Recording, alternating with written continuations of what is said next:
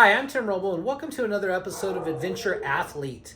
We're on part 2 of the one bike concept, kind of building the ultimate KTM 500 EXC from everything from a light adventure bike to doing the dual sport rides. I'd like to do LA Barstow to Vegas on it next year. Setting it up that I can ride or race King of the Motos, Enduro Cross, my training rides. I even use this platform to do an AMA trials event and sportsman class, which I ended up winning. Super happy with the platform. Things have changed a little bit. My last bike like this was a 450 XCF, and it started out as a 5-speed. I had that converted to a 6, had a Recluse in it. This time right now, I'm going to start with the manual clutch, just because the new Recluses, I'm a huge fan, but they're like $1,700 now. Like, that's kind of a reach for me to do. I absolutely love them. I've heard a lot of people say that, you should invest in riding lessons instead of a Recluse. Yeah, but whatever.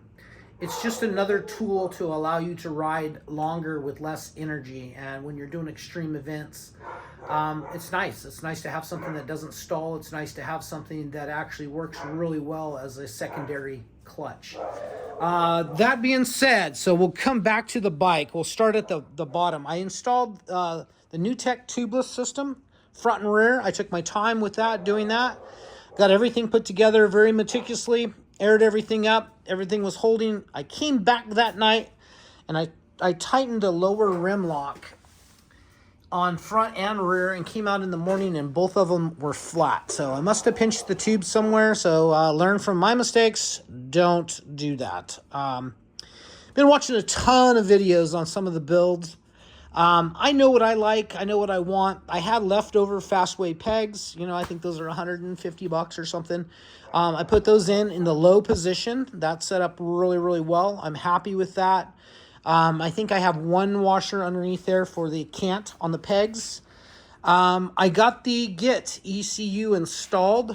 I've cut a little hole in the boot for the barometric pressure sensor. And I installed the Wi-Fi module down here in the airbox, and I put that in with some Sikaflex 221. So that's set up. Wiring comes up through here, and it's going to connect over here. And I'm waiting on a Y cable. That I did not know. So I have the switch up here, and I also have this traction control knob that I've installed up top. And that allows you to change traction. I'm not sure if I'm going to use that or not, but I thought I would try every little advantage I could on this bike. So they make a Y harness, so it allows you to plug in that and this rheostat up here. That should be coming in from Taco Moto Co. Very soon. And a lot of parts I've ordered on this have been either from Revzilla. I use Rottweiler Performance when I can. I like Chris down there. I like to support him on his efforts. That's where the Git ECU and switch came from.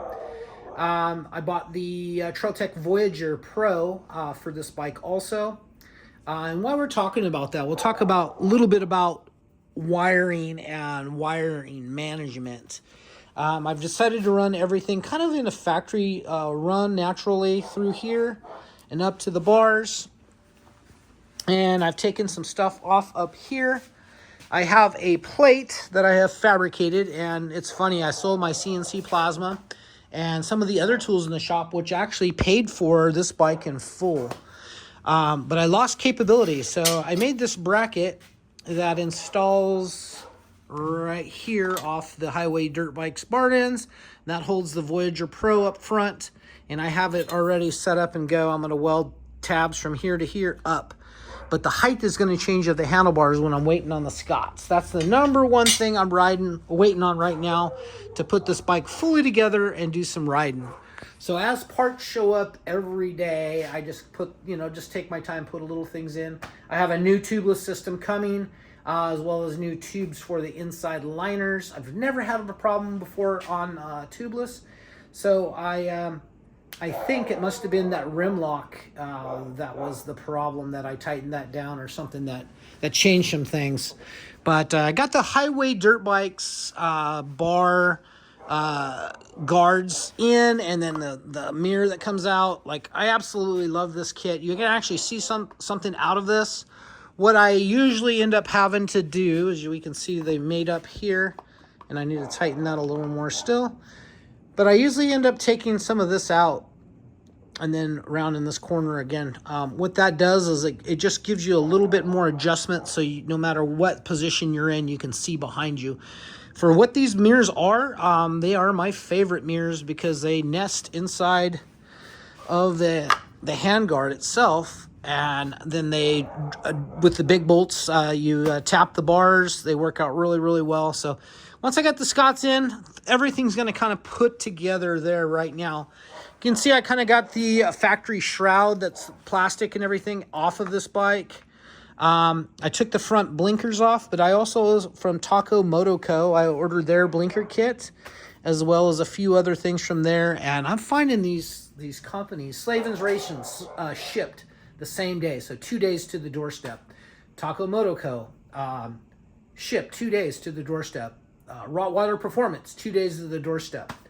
Highway dirt bikes, bar ends, really, I didn't get a whole lot of communication. I usually don't with them, but it was about a week and a half to get the handguards in. They do not come in black, but I take Rust-Oleum Professional, the flat black, and I paint them because I just think they look so much better, and it's easy to touch up. Once again, the decal works, really work out really well. This is in memory of my dad. He liked the smiley face. My mom did a frog, and he did the smiley face. So I've done smiley faces on this bike again. I had it on a couple of my other bikes, but that means a lot to me. And then I have his name here also, as well as my wife listed as a sponsor, because pretty much a lot of this stuff would not have happened without the support of my wife and my mom and dad. So let's see, we come to the blingy side of the bike. Did the P3 carbon frame protectors, of course, both sides. I did their pipe guard coming around. And that pipe guard's really close down here to this oil fill. I have an anodized part set up for that.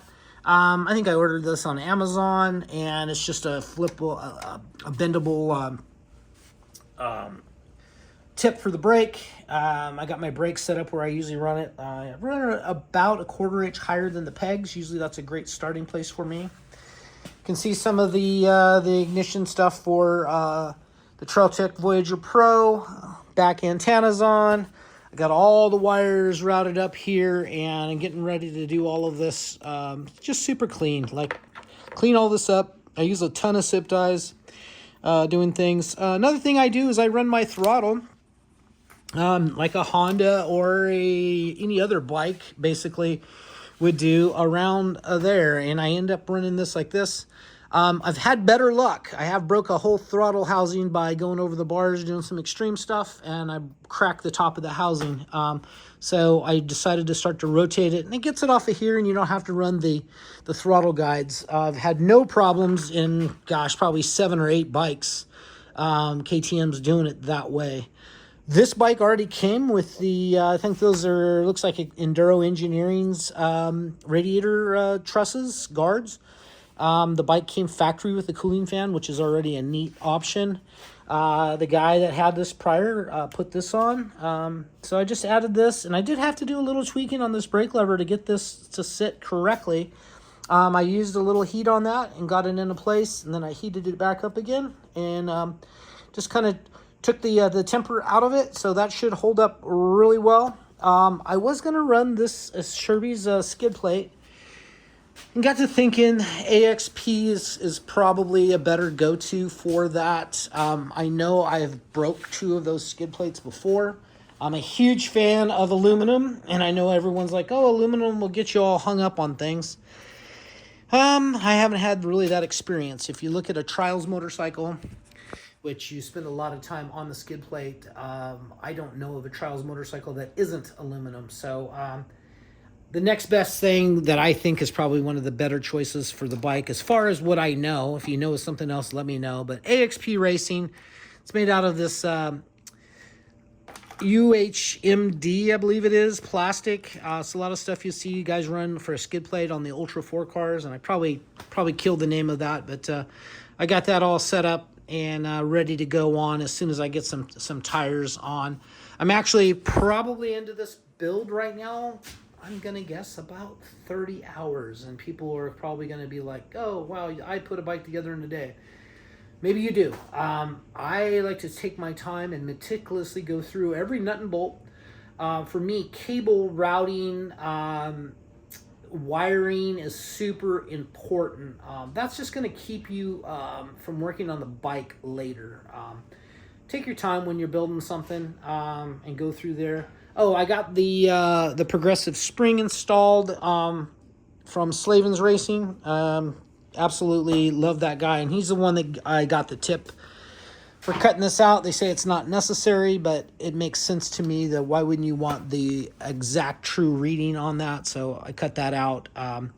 Jeff takes a lot of time, and I share a lot of things with him of being very meticulous when you put a bike together, because maybe something you do may affect the performance of the bike, and you might end up getting in trouble or hurting yourself because you rushed through part of the build.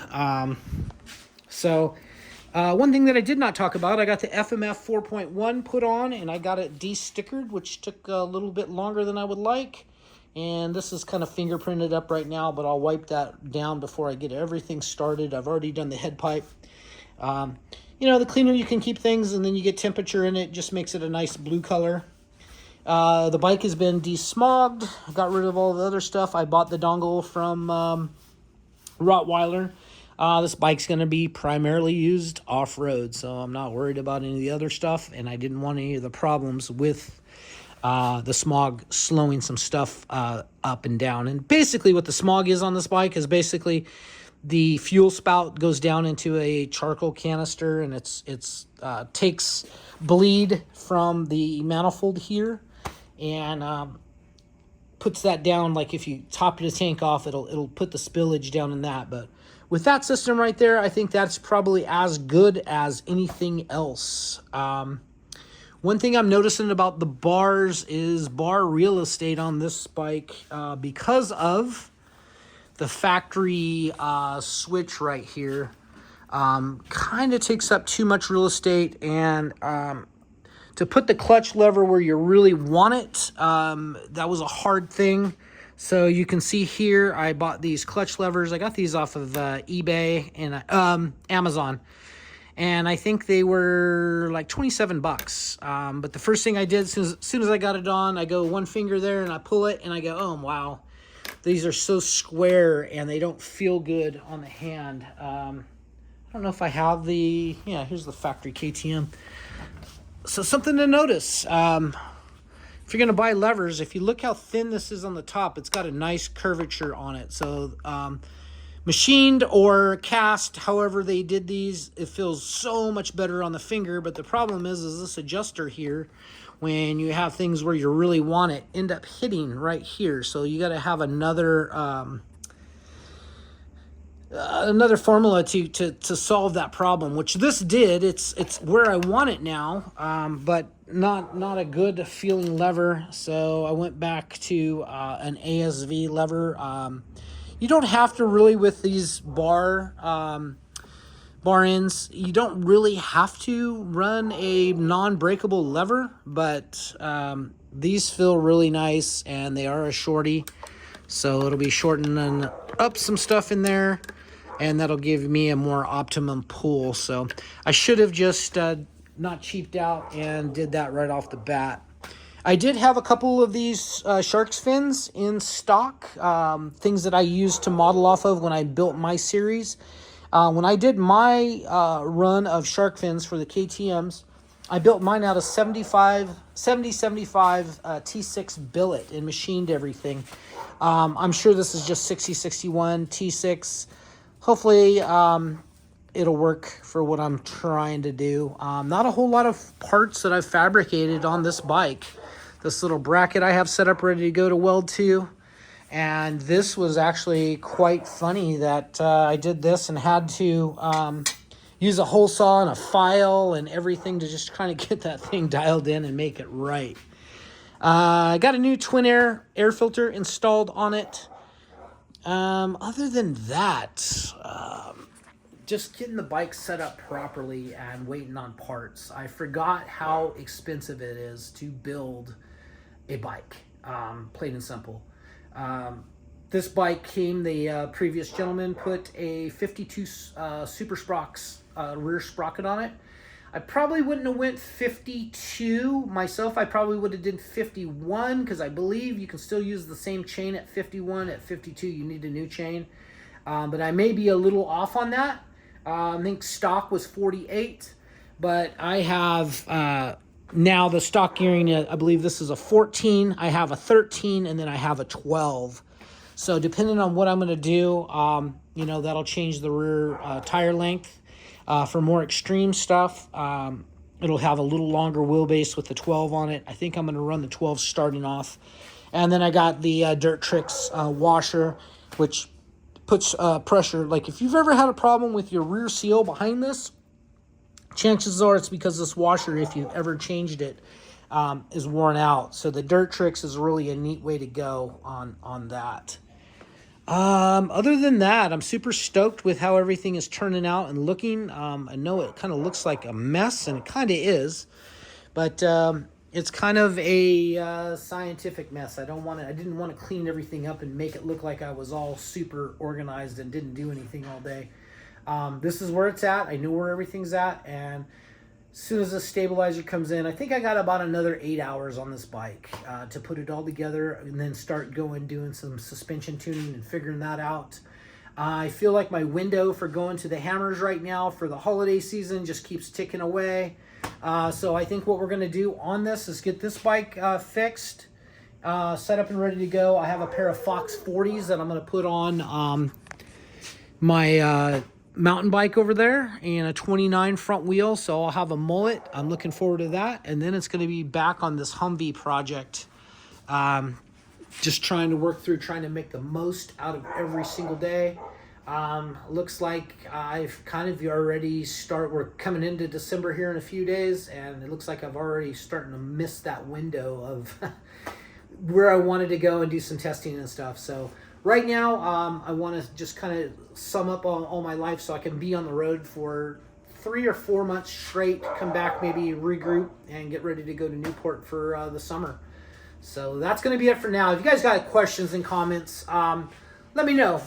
If you got something that you're building and you want to bounce an idea or something off of me, I'm always here to help. Community from motorcycles to building overland, off-road cars, all that kind of stuff. I don't mind answering some questions.